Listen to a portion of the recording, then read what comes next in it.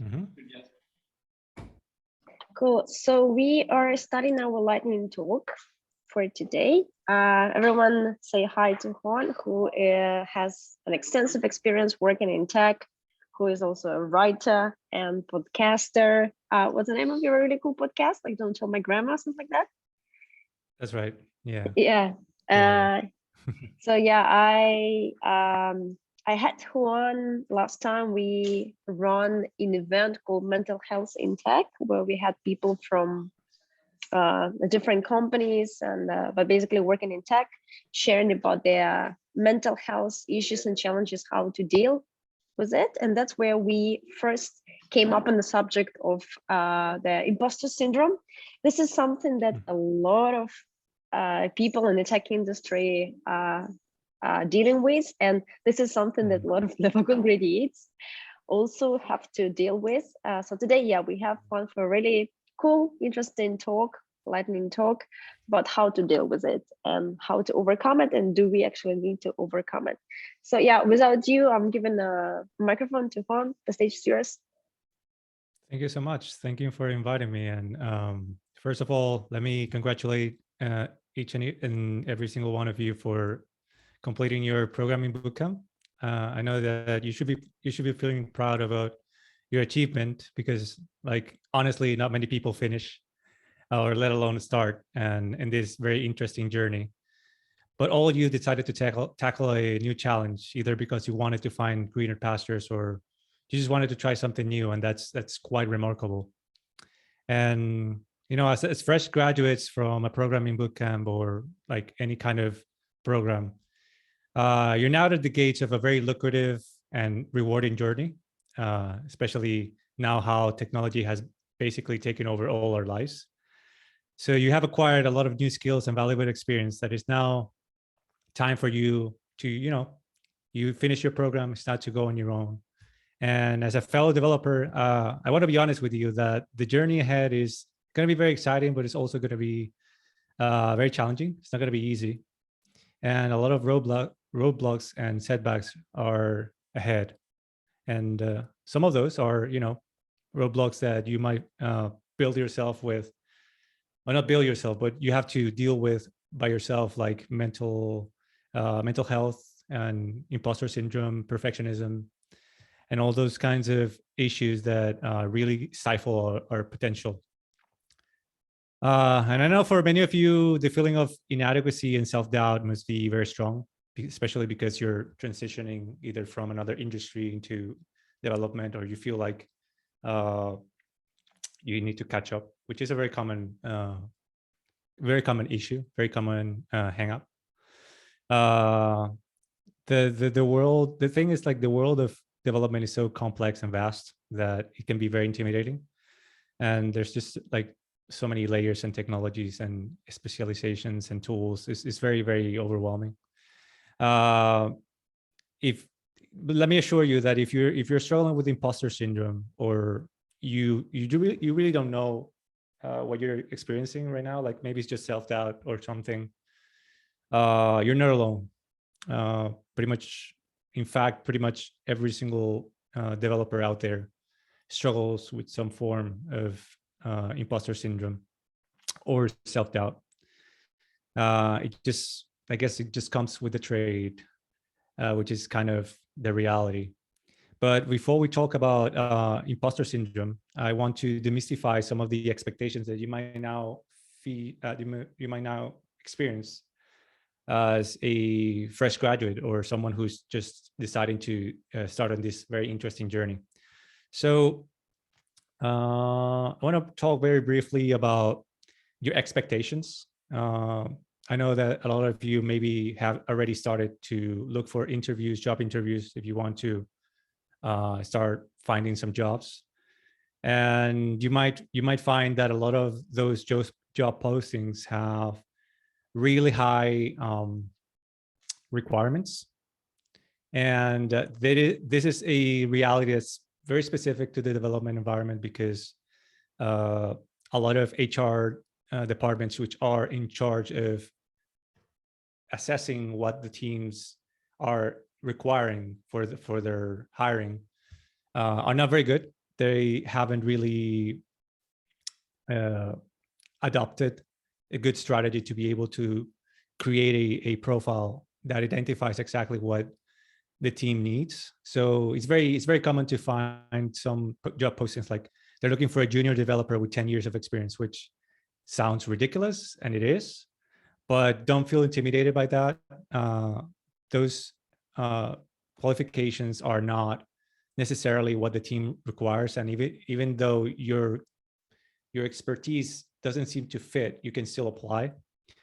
Now, there's another reality with programming tests, and I know a lot of you have already probably experienced some of them.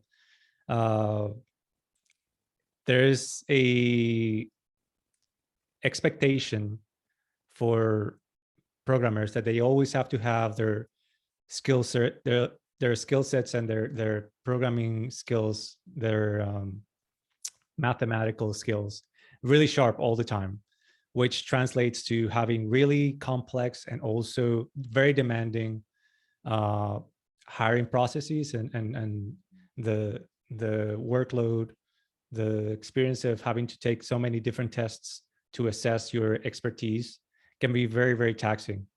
So it's really important to prepare yourself, but keep in mind that even though those tests are really uh, they can seem very intimidating, you can definitely prepare ahead of time. There's a lot of material online that you can use to be able to prepare for them.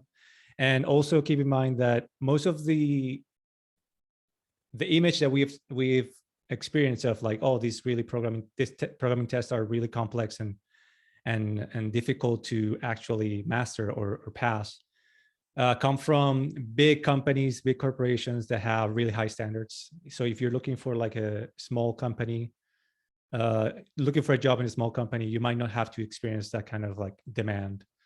And lastly, don't always think that if you go to a big company, uh, like a big company, an offer from a big company is better than an offer from a small company. There are different trade-offs. If you work in a big company, maybe you don't have so much oversight. Your manager is not going to be so much on your case, or you're not going to have so much of a workload, so much demand. But there's also very little space to actually grow if career-wise. But if you work in a small company, you might have a lot more responsibilities, but you can grow professionally much faster. Regarding the work environment, the reality is that once you join the company, you're going to have to start from scratch, even though you already took all this knowledge from the bootcamp and you feel ready. You've already got your hands on programming and you feel confident. The reality is that there's always going to be an onboarding process that's going to take you some weeks or maybe even months to be able to become productive, because every single company has their own requirements, their own technologies, and their own infrastructure, how they set up the technology development stack that you will have to get used to. So don't feel discouraged if you find that your first few weeks you're only just reading stuff and learning and asking a lot of questions with your coworkers. Regarding the developer day-to-day, there's this expectation that you're always going to be coding and just dumping code in your computer all the time. But the reality is that most developers are mainly spending a lot of time researching, Googling, debugging, and having a lot of meetings. Most of your workload is going to be emailing other people, discussing how to approach a difficult issue, debugging issues, and going to a lot of meetings. And that doesn't mean that you're not going to be able to, like, if you join the bootcamp because you enjoy the work of programming and having this challenging experience, you're not going to do that. You're definitely going to do that, but it's going to be a lot more of negotiation and also teamwork. And finally, regarding your skill sets, there's going to be a gap once you join a company. There's going to be people who have more experience than you have. There's going to be people who uh, might have some specialized knowledge on some things that you might have to actually adapt. There's always going to be the opportunity for you to grow. So take advantage of the opportunity to uh, learn something new. If you feel like there's an opportunity to apply something that's more efficient, or it might be a bit more challenging but can pay off later, you should definitely take that. So there is a difference. There's something that I want to make clear. There's a difference between experience and expertise. You might have a lot of expertise, but experience always triumphs over experience. Experience always triumphs over expertise, because a lot of the value of a programmer comes from their ability to deal with problems. And you're going to find that most of the people who are in the higher are like lead developers, or they are leading the group or something. They're going to be the ones that have already dealt with the most. So they have carried the most projects to completion. They have dealt with the most problems. They have led more people, or they have mentored more people. Those are the skills that you want to focus on. So now that I laid out that, I want to come back again to imposter syndrome. There's a lot of possibility that from all those things that I already laid out, you might have to like struggle with some of some of those, and you might feel again like doubtful of your skill sets, of things that uh, you feel confident about, the knowledge that you have acquired already. But uh, I want you to know that that's very, very common. Even if you feel like you're fake, like you don't feel like you can measure up to what other people are doing, that's very common. Everybody feels like that, even the people who seem to be the most experienced. There's this image that pop culture has created, that programmers are like geniuses that can always find a solution to everything, but like by themselves. But the reality is that our work heavily depends on collaboration. So you're gonna be doing a lot of, again, searching, uh, learning how to apply something, how to apply to specific function, a specific niche. And even if you feel like everybody else in the team is like smarter than you are, again, everybody feels the same way. And we always attribute unwanted complexity to the things that we don't really understand. So maybe someone is like an expert on, let's say, for example, Docker, which is a technology for compartmentalizing operating systems and projects. We don't understand that, and we assume that it's extremely complex. But then once you start like delving into it, you might start realizing that it's very, very approachable. Again, I want to clarify that if you don't know if you're struggling with imposter syndrome, here are the characteristics of someone who's actually struggling with imposter syndrome. You have an inability to assess your competencies. You attribute success to external factors. You have a fear of expectations. You suffer from self-sabotage or self-doubt. You struggle with perfectionism, or you also struggle with procrastination. Some of these are very common among most people. If you struggle with most of them, then maybe you definitely are struggling with imposter syndrome the most. But even though like nobody's going to be perfect, nobody's not ever going to suffer from self-doubt, but you need to be aware that it is something that you can address, because it hinders your ability to not only to succeed but to deliver. And as a manager, you don't want your team members to be struggling with issues of self-doubt if they feel like they cannot measure up, they cannot deliver. If they're really struggling with perfectionism, that might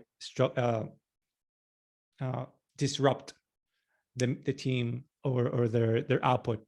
So it's something that you definitely want to address if you want to keep moving in your career. Again, as I was saying, everybody suffers from imposter syndrome. Um, developers developers are not islands. Like, we're not supposed to carry the burden of these incredibly complex systems by ourselves. We always have to collaborate. And even people who we assume that were, um, champions of like the self-built, self-worked uh, success, like, let's say, for example, like Mark Zuckerberg, he didn't build Facebook by himself, even though that's how it was portrayed. He always had a team. There's always a team building all the amazing things that we get for granted right now. So here are my uh, here's my advice if you're struggling with imposter syndrome. And first and foremost, remember that this is something that it's really difficult to address, but you should definitely do it. Uh, First of all, embracing the discomfort. Is the reality is that you're gonna be struggling a lot, but there's also part of the process of growth. So be open, be honest, reach out when you're lost, and learn from the experience, and understand that is part of your uh, journey of growth. And in terms of like the job interviews, you have to prepare, and that means doing your homework.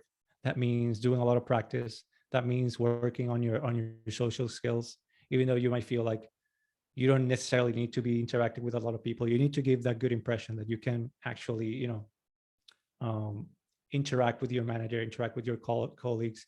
You can have uh, positive conversations.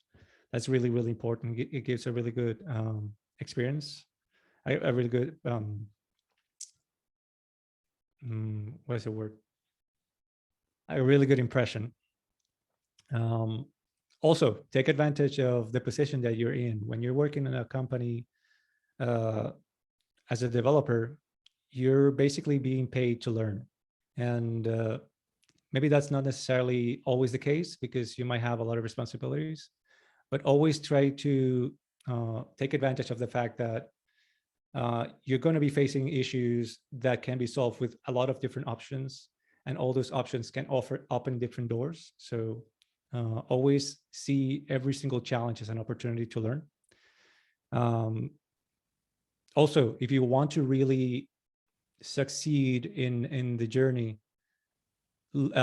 beyond the current job that you have to make an effort to become notorious. And what I mean by this is that you have to make sure to join communities, to contribute to projects in and outside of your company. You need to help others and make sure that your work is visible, because that's what really speaks for you when you're looking for other jobs, or maybe negotiating a salary or something like that. And this eventually becomes the evidence that you use uh, to to help you with the feelings of self-doubt and the feelings of inadequacy that you might face. Also, don't expect that like praise is always going to make you feel better. Even though it feels good, it's not necessarily going to be the solution for imposter syndrome, because imposter syndrome is an identity issue. It's more of it's not a I did a bad thing. It's more like I'm a bad person. So that's a problem that needs to be addressed in a more um, personal and concise way. It's more about assessing who you really are. So you have to do a lot of work to not only understand yourself, but also reevaluate how you perceive the value that you do. Again, you need to be able to assess your competencies properly.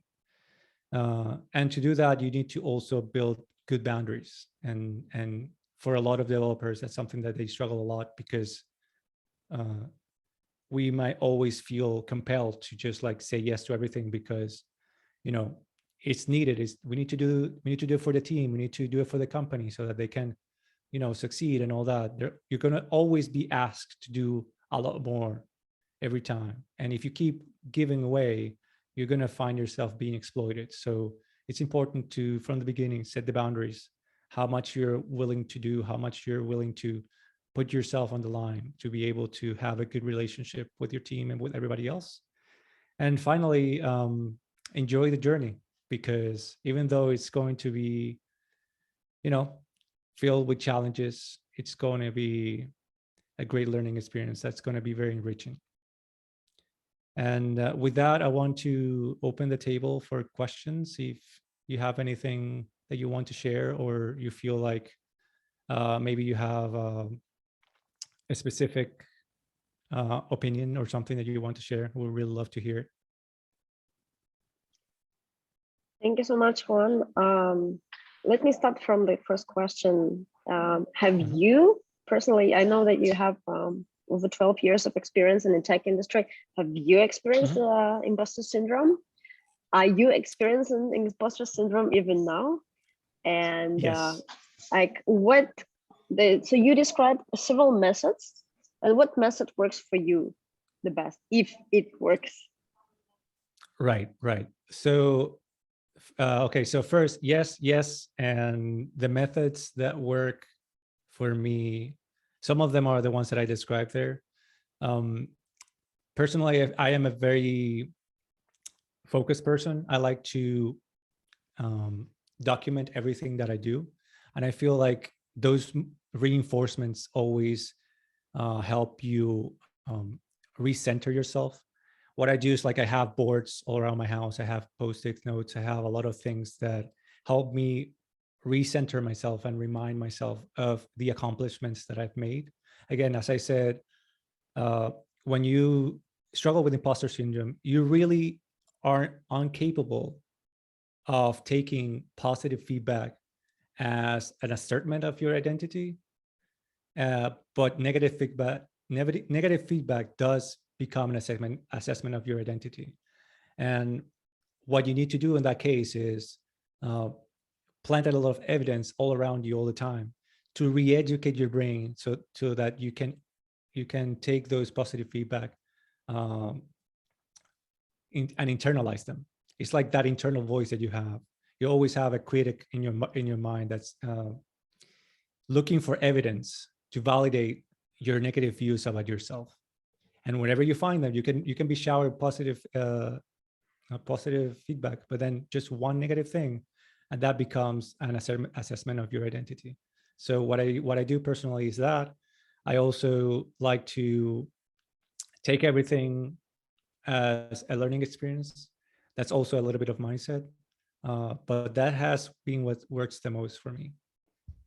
And again, that's very common for a lot of people. I struggle with it to this day, not only with like development, just pretty much with every single aspect of my life. But I'm not saying that it's like you need to just accept it as something that you have to live with. You can make progress every year. You can make progress every time, and eventually you can get to a point where you can rid yourself of it, or at least like learn to live with it and live above it. That's something really important that I learned from my therapist. Cool. Thank you. Do we have any questions, feedbacks? Feel free to unmute yourself if you have any feedbacks about that. Hi, yes, sorry, I have actually a few questions, if you don't mind. Sure. Yeah, so first of all, thank you for sharing your insights in the industry and how you, I guess, overcome the imposter syndromes. That was really interesting. I guess the first question is, you mentioned that outside of work, we should be contributing to other projects and, you know, I guess expanding your network and whatnot. But I think, so I come from an engineering background, and in my previous position, I work a lot of overtime, and I guess because of that, I struggled to then imagine how you can then contribute to other projects outside of your work hours. If that makes sense. Okay. Like, Yeah, because sometimes I actually felt, I will be honest, I feel quite exhausted from my daily, like my daytime job, that I would just want to rest on the weekends, spend time with my family, and having a bit of a work-life balance. So can you please give an example on how you achieve that? Right. So I think that question allures to something else that I pointed out at the end. It's like you might be struggling more with your boundaries because, I mean, it's understandable because a lot of people might not have the grounds to be able to negotiate. Like, okay, this is too much work.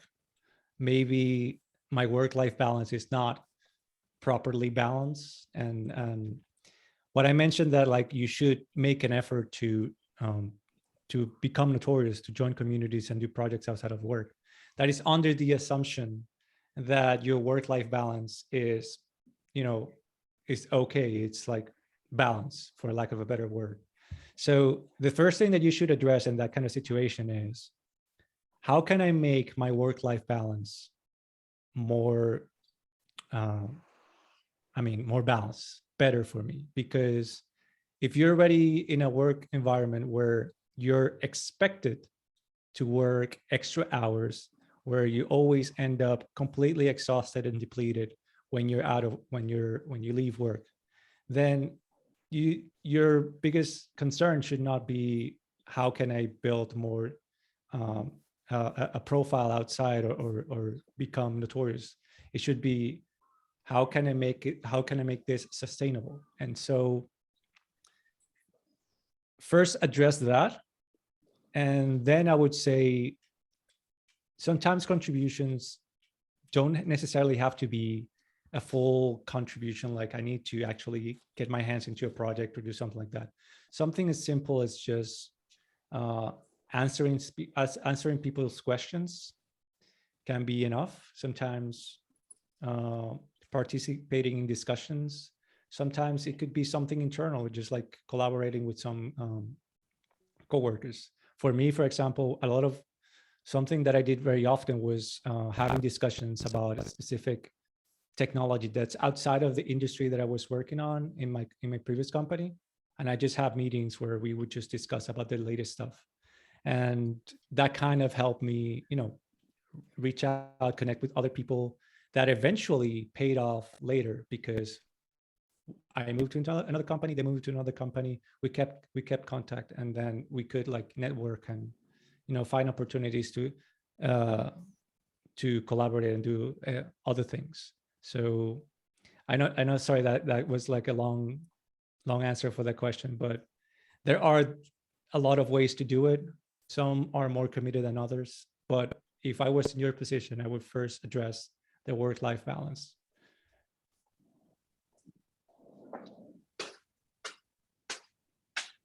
Sorry, you said you had another question? I think I did, but I forgot already. I might come back to it, sorry. No worries, no worries. If there's any other questions, please feel free to jump in. Oh, I think there's one in the chat. Somebody just posted it. Oh, let's see. Thank you for your time and advice. With regards to perfectionism being part of imposter syndrome, what would you advise on overcoming this, especially when it could potentially impact working in a team as a dev? Right. So the thing about imposter syndrome is that it enhances your sense of perfectionism. But perfectionism in itself is a coping mechanism that we use to protect ourselves from the feelings of inadequacy, the feelings of fakeness that we have. So perfectionism is, we work extremely hard because we want to prove to ourselves and to other people that we are actually what we perceive that they see in us. So we perceive that they see something that's not there. And the perfectionism is our way to make sure that they keep believing that. So the issue with perfectionism is that, especially in a working environment, in a dev environment, a lot of managers take advantage of that, because it's basically you exploit yourself for them. And they feel like, okay, he's working extra hours, he's going the extra mile. I'm not going to do anything about it because this benefits me. But in reality, you're just running yourself down. And eventually, you're going to either have an emotional breakdown, you're going to have a health issue, or you're going to something that's very common. You're going to transition then to procrastination, which is when you feel like you can no longer race to the challenge. You start neglecting the responsibilities. So it is a very real issue. It's really, really bad. Even though you might want to have a lot of perfectionists, a lot of managers would love to have a lot of perfectionists in their team. It is extremely bad for the company long run, down the road. So in order to address perfectionism, you need to understand that you need to understand that it is bad for you. You should not depend on it. You should not wear it as a badge of honor, like, oh, I'm a perfectionist. And I love to say that because it makes me feel like special, like I work more than anybody else. It's actually something that's bad and you need to address. And once you understand that, you need to understand that your performance, your abilities do not depend on how other people perceive you.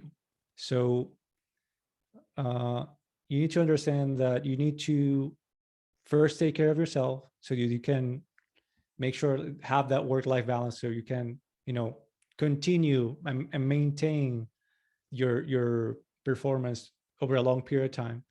Because as you might know, like, even if you output a lot at the beginning and then you burn down and then you can't do anything, that looks worse than just like keeping a steady level of performance. It's a lot of like self-help and mental health that you need to take care of.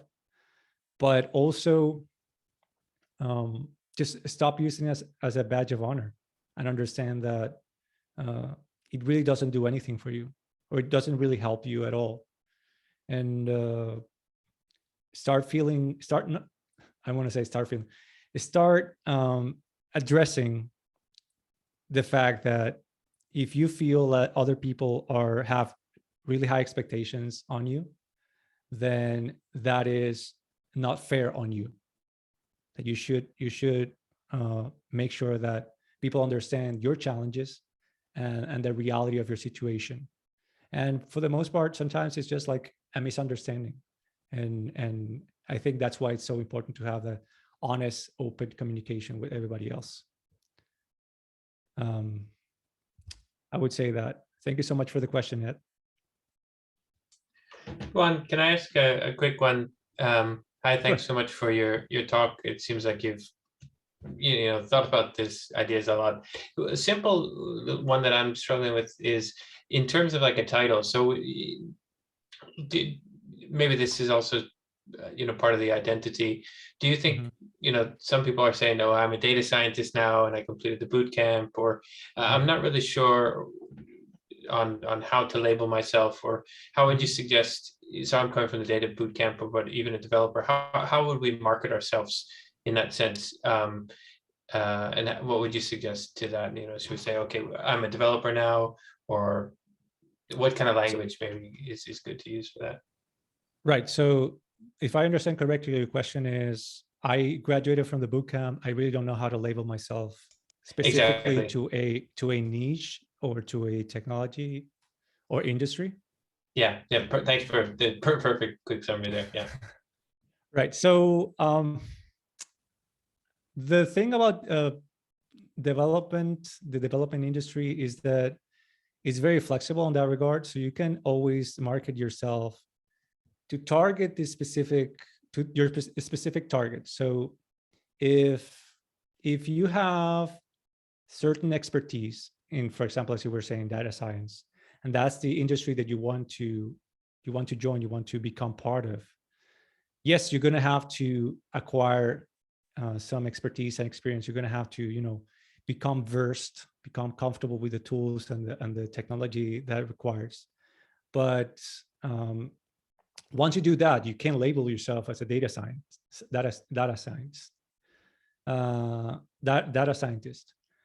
it doesn't really matter. The level of development is just like the groundwork. If you want to specialize yourself with anything, as long as you develop that expertise, you can label yourself anything. Like, for example, I started my trade as a web developer.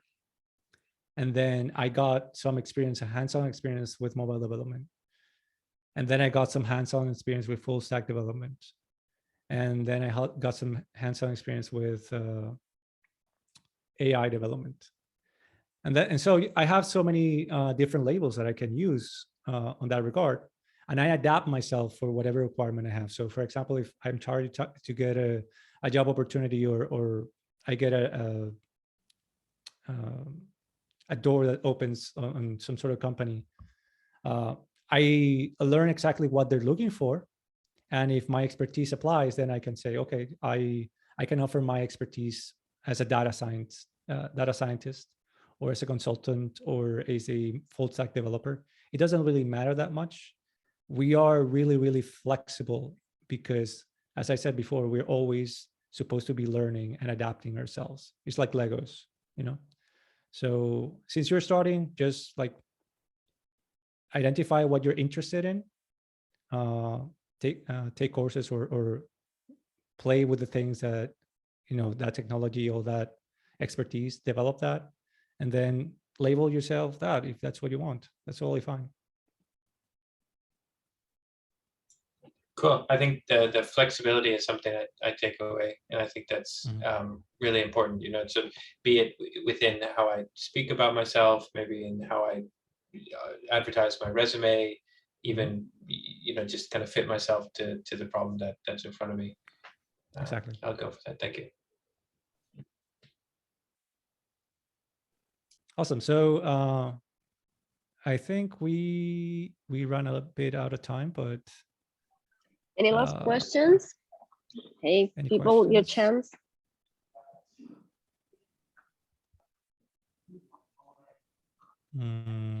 If not, this talk is recorded, and I think that a lot of people will understand and appreciate the importance of this topic a bit later when they will dive in the job hunting activities in the first months, working as a new specialist later. So I do recommend you to rewatch this talk again every time you feel you're fake. Watch Juan's affirmations. Watch him convincing you're not a fake. Cool. I think the best way to think about it is that we are all fakes, and that's totally fine. Cool. Thank you so much, Juan. If you would like to, you know, share your contacts, or if you would like people to follow up your updates, feel free to do that. Maybe you might get people interested in your podcast as well. Sure. You can check out my podcast that I have with my wife, Don't Tell My Grandma podcast. We don't talk so much about development, but we do talk about mental health. We do address imposter syndrome. We address about living abroad and relationships, and a lot of other topics with a lot of different guests from all around the world. I also have a YouTube channel under Juan Mueller. And I have a website where I write about mental health, especially for people of color. But it's basically an introspection around the issues of like multiculturalism, living abroad, globalization, mental health, and the challenges that we face as not only as developers but also as people. And you can find it at ajourneyforwisdom.com. And you can find all the other social media stuff in there. Thank you. I will share your LinkedIn later in the internal Slack if you don't mind. Sure.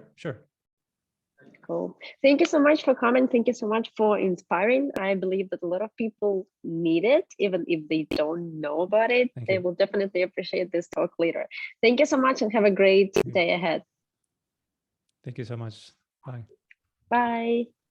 Thank you. Thanks. Thank you. Thank you.